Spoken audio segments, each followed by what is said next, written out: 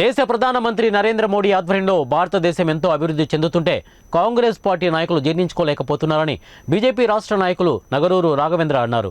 కర్నూలులో ఆయన మీడియా సమావేశంలో మాట్లాడుతూ ప్రపంచ దేశాల ప్రజలందరూ ఈ నెల 22న అయోధ్యలో రాముని విగ్రహ ప్రతిష్ఠ కోసం ఎదురు చూస్తుంటే కాంగ్రెస్ పార్టీ నాయకులు రాజకీయం చేస్తున్నారని విమర్శించడం సరికాదని ఆయన అన్నారు.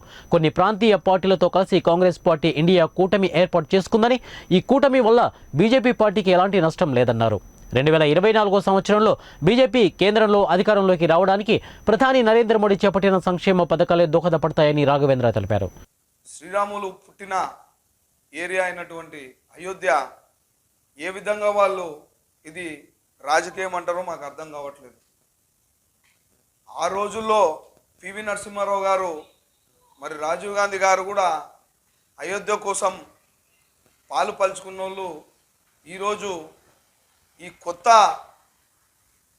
ఇండియా అని చెప్పి ఒక అందరు కలిసి కూటమి అయినారు.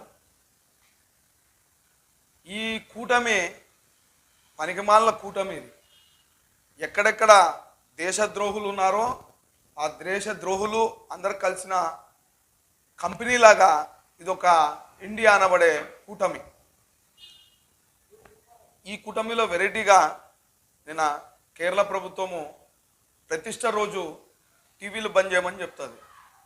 వాళ్ళకి ఎంతున్నా అయ్యప్ప వారి అంటే మన అయ్యప్పలు పోయి అక్కడ దర్శించుకుంటుంటే ఆ డబ్బు కావాలి, కానీ వాళ్ళకి ధర్మం గురించి న్యాయం గురించి ఎక్కడ కూడా ఆలోచించరు. వాళ్ళు 24 గంటలు డబ్బు ఏమన్నా వస్తుందా అని చెప్పి ఉంటుంది. కానీ ఇలా రామ మందిరాలు, మంచి మంచి పార్లమెంట్ భవనాలు ఓపెనింగ్లు ఉన్నాయి, దానికి వద్దాము, సపోర్ట్ చేద్దాము, ఓ మంచి కార్యక్రమం జరుగుతుంది.